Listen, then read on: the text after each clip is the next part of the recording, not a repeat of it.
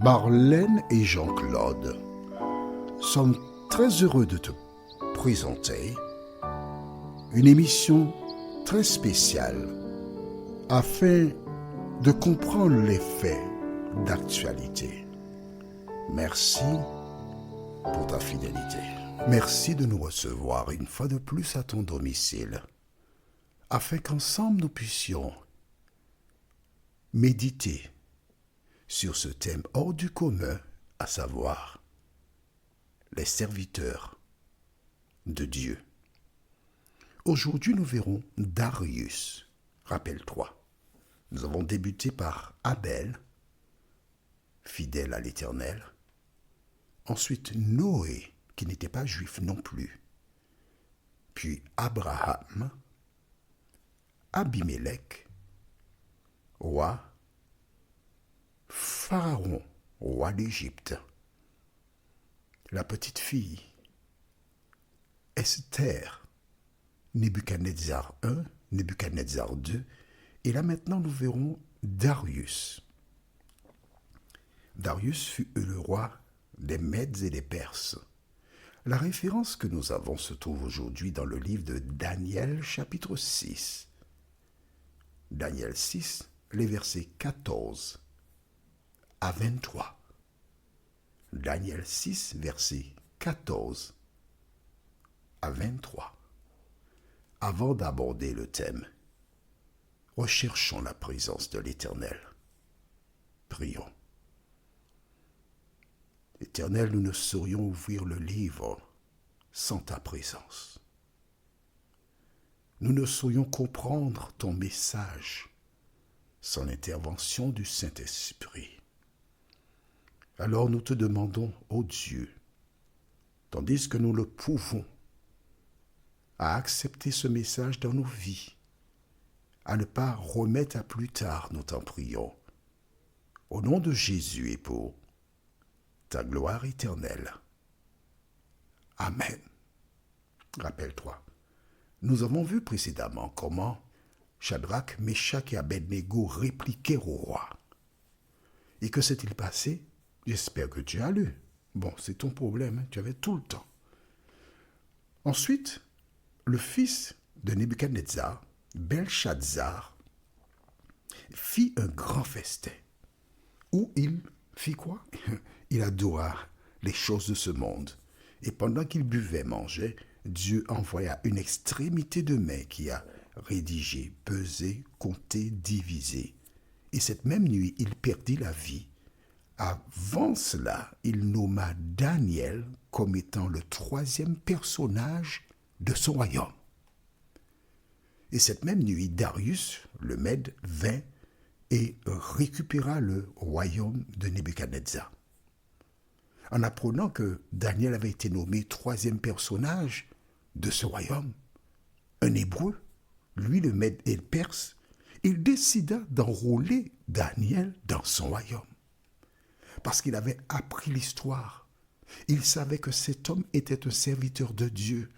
Et il pensait même l'établir à un poste très élevé dans son royaume. Mais vois-tu, les autres étaient jaloux. Ils ont cherché à disqualifier Daniel. Impossible. Ils cherchèrent partout, rien à faire. Il était quoi? Dis-moi. Cherche le mot. Tu vas trouver. Bon, tu vas réfléchir, tu vas trouver après. Ok? Mais il faut quand même que tu fasses un petit effort. D'accord? Irréprochable. Alors ils se sont dit, bon, qu'est-ce qu'on va faire? Ils ont réfléchi. Et ils ont vu que Daniel priait 3 fois le jour, les yeux tournés vers Jérusalem. Pourquoi? Parce qu'en faisant la dédicace du temple, Salomon avait dit, quand ton peuple se retrouvera étranger quelque part, si de là il se trouve, il tourne les regards vers la ville Jérusalem, vers ce temple qui est construit ici, exauce du haut des cieux. Et voilà pourquoi 3 fois le jour, Daniel regardait vers Jérusalem, la fenêtre ouverte, il n'avait rien à cacher, il priait. Je dis, ah, voilà.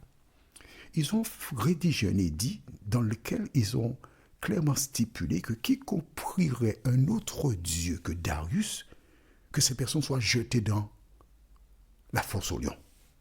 Et quand le roi voit ces hommes venir avec cet édit où toutes les personnes devront le prier, lui, roi Darius. Ah, son orgueil a été flatté. Il a dit, mais d'accord, mais roi, il faut signer parce que quand tu signes, ça veut dire que c'est Ah non, non, non, non, non, cela on ne peut pas revenir dessus, hein. Irrévocable. Hein. Et le roi a signé, content. Et ces hommes sont entrés chez eux, ils ont organisé un grand festin. Aïe, aïe, aïe, aujourd'hui on va voir Daniel. Et comme d'habitude, Daniel ne s'est pas inquiété de l'édit du roi, parce qu'il avait un rendez-vous avec Dieu. Quelles que soient les lois qu'on vote contre toi, à cause de l'Éternel, demeure fidèle à Dieu. Daniel continua comme d'habitude. Ils virent Daniel, ils allèrent voir le roi. Roi, est-ce que par hasard tu n'as pas signé un édit indiquant qu'on ne doit pas prier un autre Dieu à part toi? Mais bien sûr, j'ai signé ça, oui, pourquoi? Eh bien, Daniel, sous-entendu, un étranger à qui tu as donné la responsabilité, eh bien, il prie 3 fois le jour. Il méprise ta loi. Le roi chercha à délivrer Daniel par tous les moyens. Mais ces hommes étaient implacables. Ils restaient sur leur position. Mais roi, tu as signé. Attends, tu deviens quoi? Tu pas Alzheimer? Non. Eh bien, il faut appliquer la loi. Devant cette situation difficile, que fit le roi? Il n'avait pas le choix. Lisons à partir du verset 14.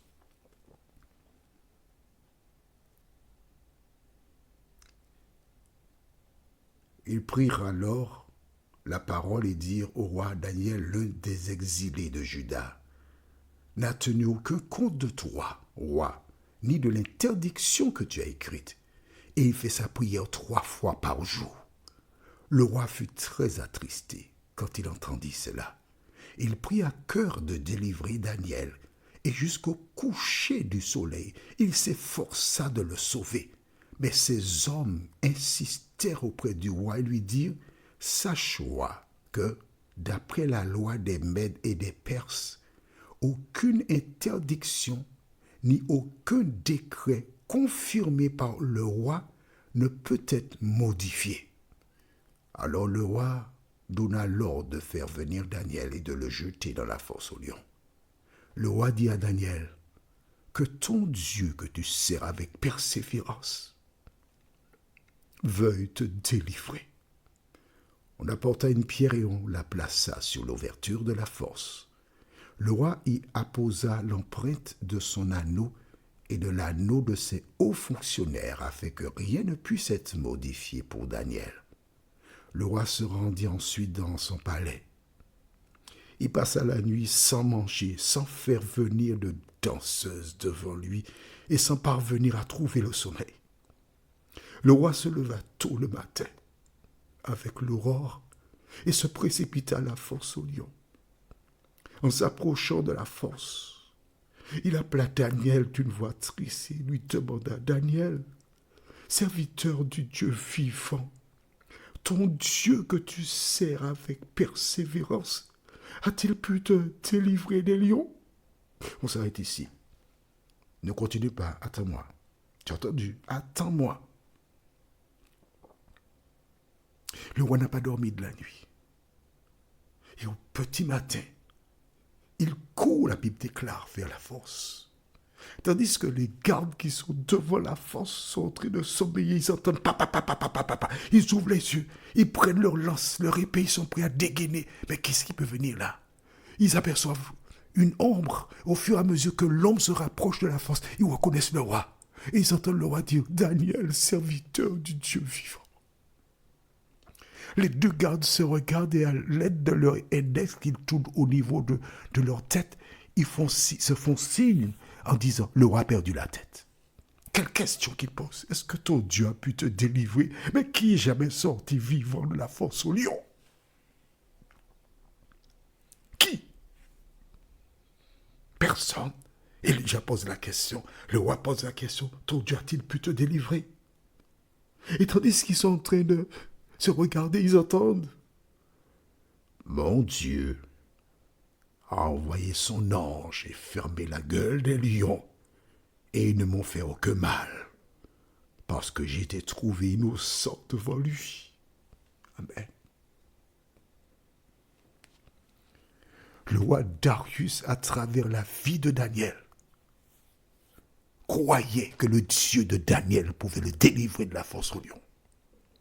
Et lorsqu'ils ont entendu mon Dieu, alors les deux soldats se sont hissés pour regarder dans la fosse. Et quand ils ont regardé dans la fosse, ils ont vu Daniel couché confortablement, la tête sur la cuisse arrière d'un lion, et deux autres lions à l'aide de leur queue qui chassaient les moustiques. On aurait dit qu'il était installé sur une plage, tranquille, paisible. Tu sais pourquoi? Parce que non, j'ai descendu dire aux lions, écoutez, vous ne touchez pas à cet homme. Et si vous êtes sage, vous aurez du rhum steak, vous aurez du steak saignant, vous aurez du beefsteak. Et les lions ont obéi aux anges et n'ont pas touché à Daniel. Qui que tu sois, quel que soit ce que les hommes veulent te faire, si tu crois en Dieu comme Daniel, tu dois rester zen au milieu de l'épreuve. Tu dois rester zen, croire, et par ta foi, par ta détermination, tu montreras à des femmes et des hommes ce que l'Éternel fait pour toutes celles et ceux qui se confient en lui. La suite de l'histoire, elle est très belle. Je te laisse la découvrir. Mais si, il faut que tu lises la Bible. J'utilise tous les moyens pour t'inciter à lire, connaître, découvrir et faire la même expérience. Prions. Notre Seigneur et notre Dieu, merci pour la parole. Merci de continuer de nous éclairer. Merci de nous vivifier. Et permets que chaque jour nous puissions conserver nos yeux sur toi. Seigneur, tu as été avec Daniel, Shadrach, Meshach, Abednego, mais tu veux être aussi aujourd'hui avec Michel, avec Paul, avec Roger, avec Julienne, avec toutes celles et ceux qui placent leurs mains dans la tienne. Fais pour nous, Seigneur, selon ta volonté, et aide-nous à croire en toi, nous t'en prions. Au nom de Jésus et pour ta gloire éternelle. Amen. Que l'Éternel continue de te bénir, et il me tarde de te retrouver. Nous sommes parvenus au terme de notre réflexion. Si d'aventure tu as une question, il te suffit d'envoyer un message par le biais de WhatsApp au numéro suivant, plus 596 696 88 93 93. Et alors Jean-Claude, moi, je me ferai un réel plaisir de répondre à ta question.